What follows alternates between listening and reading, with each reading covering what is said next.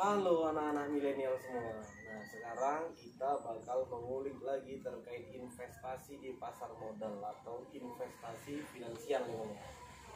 Nah, sebelumnya kita udah membahas juga terkait dengan proporsi duit yang mau kita taruh, baik di tabungan, reksadana maupun di saham atau reksadana saham juga boleh, gitu ya Bang. Nah, sekarang ini aku pengen nanya sedikit nih Bang, sebetulnya mengulang dari pertanyaan di video sebelumnya. Biar kita sama teman-teman semua makin ingat lagi nih, kira-kira taksiran tuh Bang untuk investasi di saham nih. Taksiran return kita itu kira-kira di berapa persenan sih Bang sebenarnya? Oke, nah itu kita bicara statistik dulu ya. Oke. Kalau nggak salah dalam 2 tahun terakhir ini, dalam 20 tahun dalam 20 tahun ini, indeks harga saham gabungan atau IHSG itu rata-rata memberikan return 11-12% per tahunnya. Oke. Nah itu rata-rata. Jadi sebenarnya dengan kalau misalkan kita mampu untuk menseleksi perusahaan-perusahaan terbaik di antara IHSG tersebut, itu mungkin kita bisa dapat 15-20% itu masih sangat mungkin. Berarti mencapai 20% itu masih sangat mungkin. Masih sangat mungkin. Oke, aku potong sedikit boleh Bang? Tadi ada membahas tentang IHSG. Benar. Apa itu? Oh, aku nggak ngerti nih. Oke. Jangan aneh-aneh aja istilahnya lah. Jadi sebenarnya IHSG itu adalah tolak ukur, salah satu tolak ukur kinerja seluruh saham yang ada di bursa efek. Oke. Seluruh. Ya. Kepanjangannya apa sih?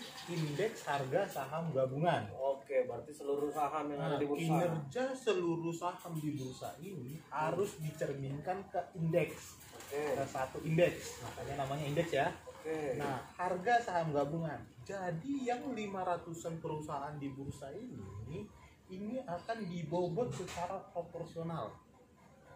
Artinya perusahaan yang tingkat kapitalisasinya besar seperti Bank BRI, Bank BCA, Unilever itu akan memiliki bobot yang besar terhadap indeks. Oke. Nah, sehingga ketika yang saham-saham berkapitalisasi ini besar, naiknya misalkan tinggi, ini akan mempengaruhi IHSG. Begitu juga sebaliknya, kira-kira gitu. Berarti IHSG itu adalah indeks harga saham gabungan dari seluruh perusahaan yang ada di bursa. Benar. Oke. Nah, tapi ini Bang, aku juga pernah ngelihat orang-orang yang main saham nih. Oke. Sering lah aku lihat ada teman-temanku juga yang main saham. Oke. Yaitu sering kali dia beli sekarang gitu kan. Dia tengok-tengok harga, dilihat-lihatnya harganya. Kemudian 1, 2, 3 hari kemudian dijual. Oke. Beli sekarang lagi, 2, 3 hari jual lagi. Oke. Nah, menurut Abang nih, aku sebagai orang yang pemula, termasuk juga mungkin anak-anak milenial yang nonton yang mungkin masih pemula seperti aku juga. Apa harus gitu juga perilakunya Bang? Jual, bentar lagi beli, jual lagi. Oke. Nah, sebenarnya di pasar modal itu untuk yang sahamnya langsung ada dua tipe pelaku pasarnya, Bang. Oke. Nah, yang pertama, orang yang berniat untuk menjual beli suatu saham dalam waktu ada yang memang sebentar, ada yang 1-2 bulan, atau bahkan ada yang 1-2 tahun, tapi emang nggak niat untuk memegang saham tersebut dalam waktu yang cukup panjang. Oke. Nah, keputusan dia menjual atau membeli saham itu hanya berdasarkan harga yang terbentuk di pasar. Oke. Berarti ngelihat harga, menurut dia cocok dia beli. Benar. Dia cocok jual dia jual. Benar. Inilah kita sebut dengan orang yang melakukan trading. Namanya trading. Nah, kita sebut nanti kalau misalkan di video-video selanjutnya kita sebut orangnya trader ya. Oke, trader orangnya, tindakannya trading. Betul. Nah, ada yang pelaku kedua nih, Bang. Ada pelaku kedua di mana orang itu membeli suatu saham tersebut karena berdasarkan bisnis yang dilakukan oleh perusahaan tersebut, Bang. Oke. Jadi dia melakukan pembelian ataupun penjualan sahamnya tersebut berdasarkan kinerja satu perusahaan tersebut di real bisnisnya, Bang. Berarti lebih mendalam lah. Benar. Jadi mau nggak mau dia harus mengevaluasi satu perusahaan tersebut berdasarkan laporan kinerjanya. Oke. Makanya salah satu instrumen yang digunakan dia oleh orang-orang yang seperti ini adalah laporan keuangan perusahaan yang dipublish setiap 3 bulan atau bahkan tahunan kalau dia mau memproyeksi suatu perusahaan tersebut dalam waktu panjang. Berarti ada dua pelaku lah Bang. Yang pertama tadi yang jangka pendek, yang cuma main harga aja disebut dengan trading. Yang kedua yang jangka panjang dan bisa mengacu ke laporan keuangan pada umumnya disebut apa sih Bang? Investor. Oh itu baru investor. Iya benar. Oke. Berarti ini di dunia saham ini, dunia saham bisa ku bilang ada dua kategori orang. Benar. Si trader dan si investor. Betul ya? Plus minusnya apa nih terkait dengan trader dan investor biar aku paham. Nah gini, oke, terkait dengan yang sebelumnya tadi pertanyaan sebelumnya Bang. Nah, kalau misalkan kita nih pengen terjun ke pasar modal tapi belum tahu, saran saya sebenarnya sebaiknya dana tersebut dialokasikan ke reksadana. Reksadana saham. Oh, reksadana saham. Nah, karena di reksadana saham itu udah ada manajer investasi yang jauh lebih paham gimana cara mendiversifikasi, Bang. Diversifikasi ini apa? Itu diversifikasi itu maksudnya manajer investasi tersebut udah tahu nih bakal membeli perusahaan apa-apa aja. Dari 500 tersebut bakal dibeli misalkan 10 atau 20 perusahaan yang manajer investasi tersebut tentu udah jauh lebih paham metrik-metrik apa yang dilakukan, apa dasar pembelian saham tersebut dibandingkan kita yang baru masuk nih Bang. Oke, berarti kita mengalokasikan ke beberapa tempat supaya lebih safe. Benar, tapi kita menyewa manajer investasi ya melalui reksadana. Berarti reksadana saham itu kita kasih ke manajer investasi, dia sendiri yang mengelola. Benar. Risiko kita lebih kecil sebenarnya. Benar, karena kita udah menempatkan uang kita ke orang yang jauh lebih paham. Oke, orang yang jauh lebih paham. Benar. Itu intinya. Oke. Nah, mungkin sembari kita menginvestasikan ke reksadana tersebut, kita juga bisa belajar langsung. Oke. Nah, sekarang kita masuk ke dua yang kelompok ini. Oke. Nah, yang pertama kelompok yang si trader sama trader dan investor. Nah, terjun ke sahamnya langsung. Benar. Bukan melalui reksadana saham. Bukan. Oke. Nah, di dua ini kita harus punya mindset yang berbeda, Bang. Sekarang pelaku pasar sekarang itu mindset ini kadang bercampur-campur, Bang. Oh, campurnya gimana tuh? Nah, kadang dia awalnya trading, ya kan? Dia mengambil kesimpulan berdasarkan kaidah tanda kutip ya kaidah trading gitu kan. Oke, kaidah trading. Nah, tiba-tiba nyangkut nih, Bang. Nyangkut. Nah, kemudian dia mendadak jadi investor gara-gara nyangkut nih. Oh, dia pakai kaidah trading, nggak taunya bagus pula, dia memutuskan investor deh gitu ya. Bukan, panjang deh. Bukan, gitu. maksudnya gini.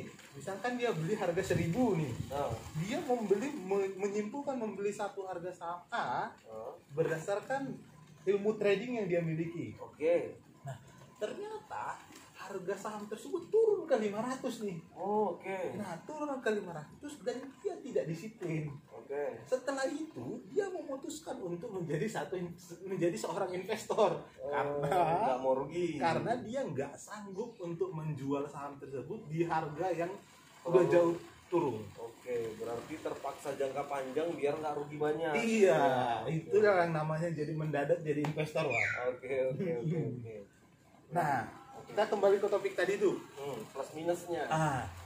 Sekarang yang perlu kita pahami adalah ketika kita menjadi seorang trader itu gimana dan ketika kita menjadi seorang investor itu gimana. Oke. Nah, ketika seorang memutuskan untuk menjadi seorang trader, dia berhadapan dengan satu resiko.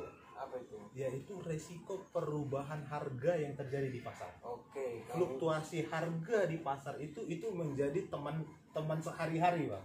Oke, karena dia hanya bermain di harga jangka pendek aja. Benar.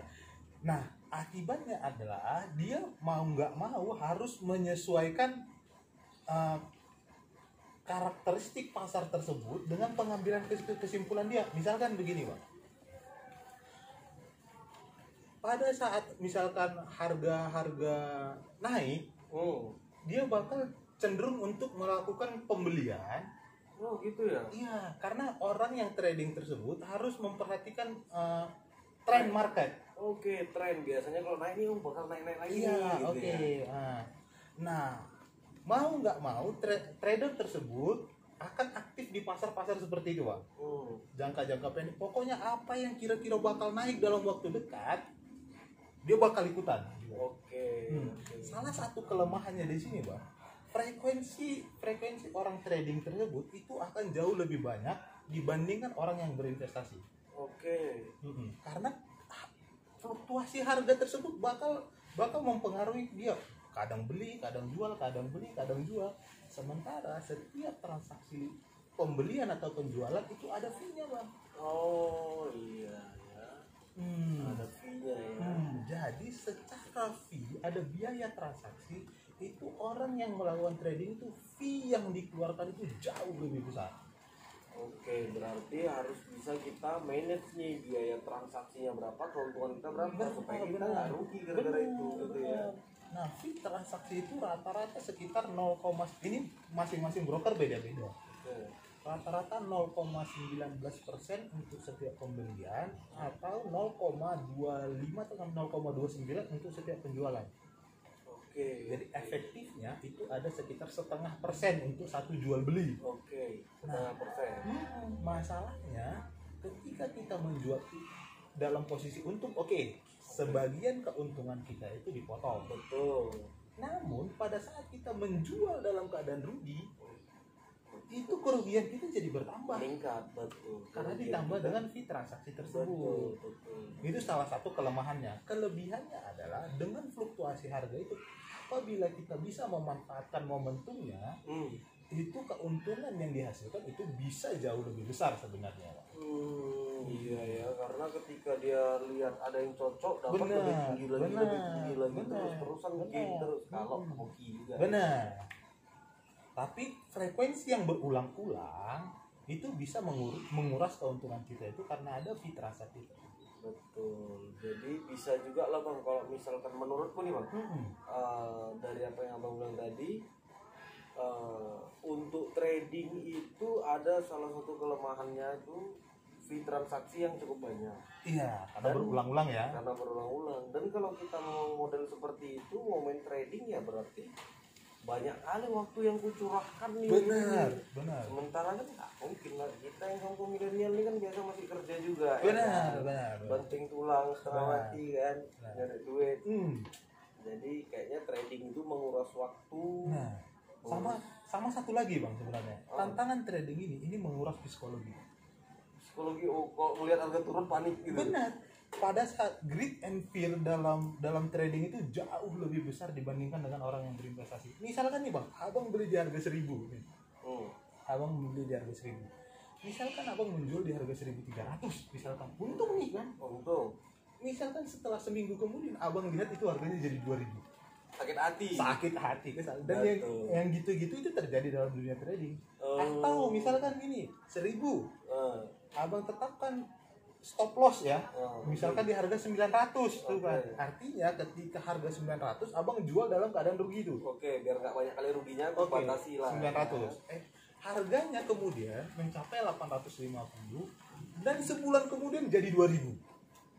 Sakit hati lagi. Betul. Hal-hal yang gitu itu sering kali terjadi dalam dunia trading, Bang. Berarti bukan cuma waktu aja yang dikuras, benar. Kan? Psikologi juga ya kan. Karena fear and greed itu terjadi dalam trading. Gampang sakit hati ya. Iya, gitu ya? benar. Nah kalau investor yang jangka panjang gimana? Nah, relatif lebih tenang lah kita ya. Naruh tinggal nunggu aja mungkin berharap yang lain gitu ya. Mindset seorang investor itu agak berbeda dengan orang yang trading. Nah, perbedaannya di mana? Ketika kita memutuskan menjadi seorang investor, kita memutuskan untuk menjadi bagian dari bisnis tersebut. Berarti kita langsung ibaratnya bisnis ini punya kita nih. Benar. Nah, contoh sederhananya seperti ini. Abang misalkan beli satu rumah kontrakan di daerah Stan nih. Oke, daerah Bintaro deh. Daerah Bintaro, dekat kosan PKN Stan nih. Oke. Nah, misalkan abang belinya 1 miliar nih. Oke. Aku yakin abang bisa 1 miliar lah. Lanjut dulu, Bang. Saat ini gitu ya. Oke.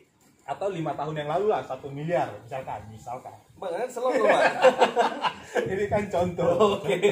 Contoh. 2015, 1 miliar. Rata-rata imbal hasil yang imbal hasil dari kontrakan itu misalkan 10%, 100 juta. Oke, per tahun. Oke.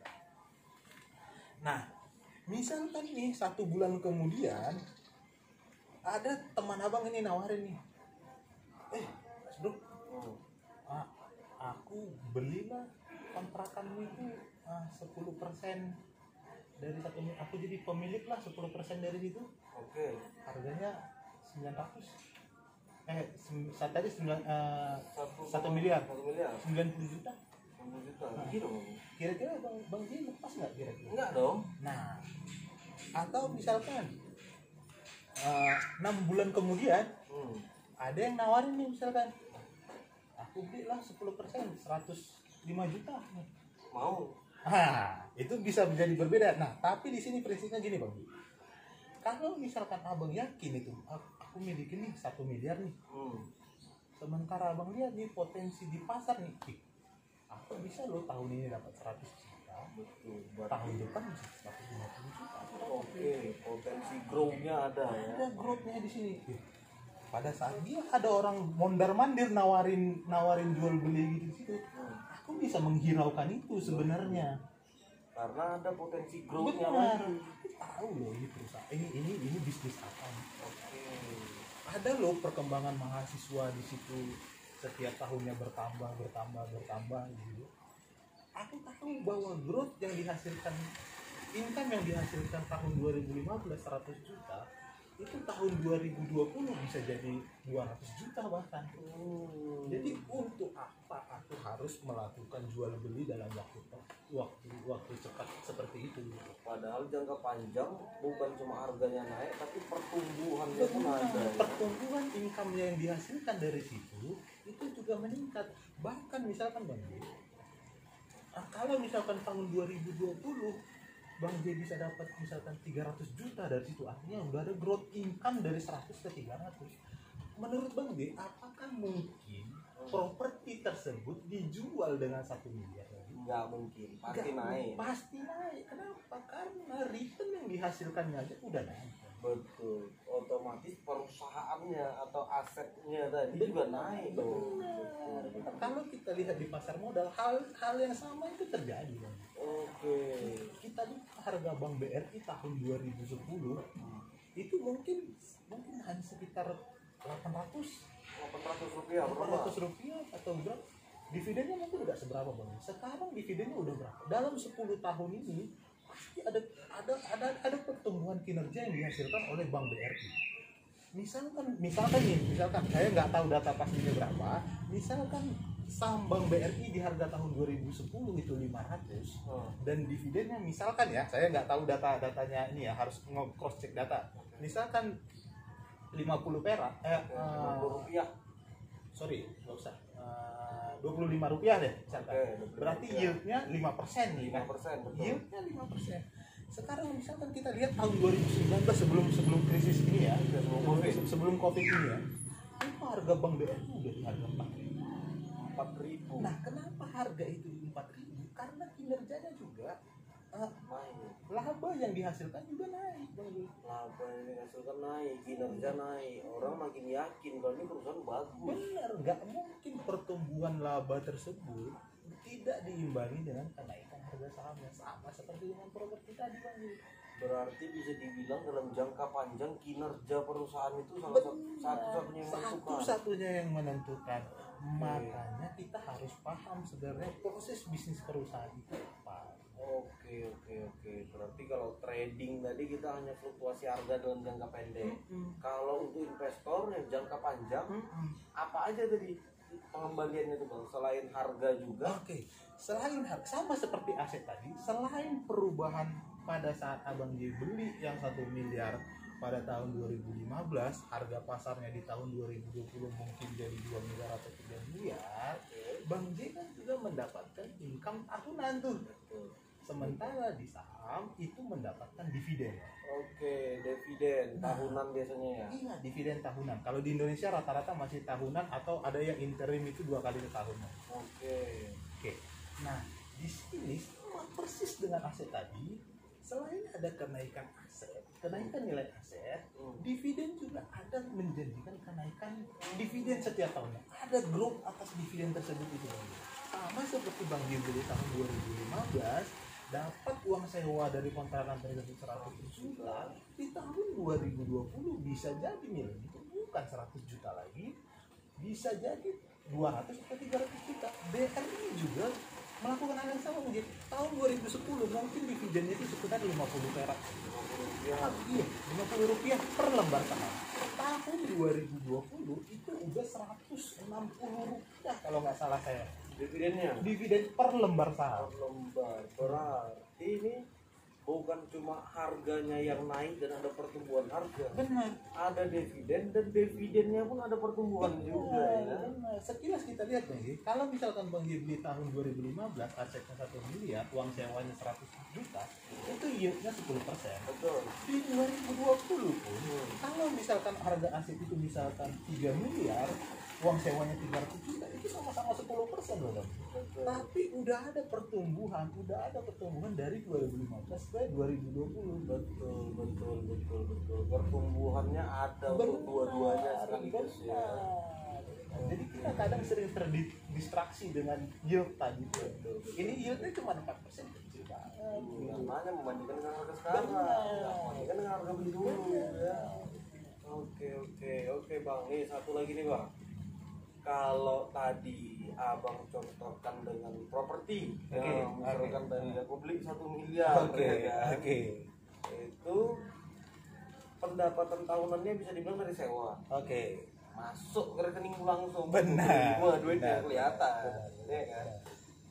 Ada yang nyewa, bos udah aku transfer, kita siap. Ya kan? Nah, sekarang ini kan beli saham di pasar modal dunia maya kayaknya ya kan? Pasar modal, dividen itu kemana duitnya gitu. Kemana dikasihnya duitnya gitu. Mereka tahu nih aku jadi pemilik berarti. Tahu Bang J. Jadi setiap dividen yang kita peroleh atas satu saham tersebut, misalkan nih kita punya 10 saham nih, misalkan nih 10-10-nya nanti membagikan dividen. Dividen yang diterima atas ke 10 saham ini nanti itu bakal ditransfer secara otomatis ke rekening dana nasabah Bang J. RDN yang terbuat. Gitu Bang J. Berarti dari RDN mau tarik boleh, mau investasikan ulang boleh dong? Boleh. Bisa dong ya kan? Bisa. Karena untuk investasi tadi kan harus ke RDN dulu. Benar. Gitu ya. Oke, mantap. Berarti otomatis dividen itu bakal masuk ke RDN kita nanti pada saat pembagiannya. Oke deh, ini kalau untuk saham kayaknya bakal nggak habis-habis. Iya benar, banyak cerita tentang ini Bang J. Tapi aku masih bakal banyak lagi yang pengen ku gali. Karena tujuanku itu kan supaya mapan finansial di usia 40. Mantap. Iya kan? Supaya bebas finansial di usia 40, jadi terkait dengan saham ini bakal ku gali lagi lebih dalam dari Bang Kris. Supaya jangan cuma aku aja yang tahu, tapi semua kaum milenial juga bakal tahu. Oke, sama kalian semua, anak-anak milenial, jangan lupa untuk like, comment, subscribe juga. Oke, supaya kita bisa mapan finansial di usia muda. Bye-bye.